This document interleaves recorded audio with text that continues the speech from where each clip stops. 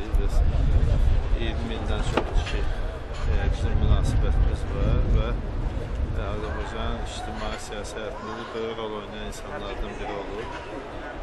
Həm də 90-cı illər hadisələrindən sonra mənim məhkəmədə müdafiəmin təşkilatçısı olub, mənim vəkilim olub.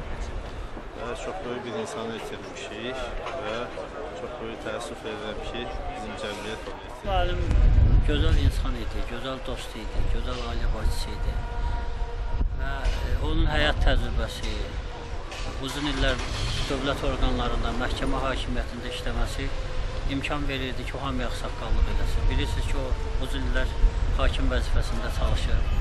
Sonra Mərkəzi Seçki Komissiyasının katibi olub 92-ci illərdə, Azərbaycan Ticarət Palatasının sədri olub və özünün yəni dünya görüşünə, ağlına, savadına görə özündən yaşlılara da, özündən cavanlara da həmişə yol göstərərdi, həmişə məsləhət verərdi, əsəb olmayan bir insan idi. Gözəl balaları vardı, savadlı balaları vardı. Sadəcə olaraq dünyadan tez köçdü. Yəni biz bu gün səhər eşidəndə ki, gecə belə hadisə baş verir, onu sevən bütün insanlar şoka düşür.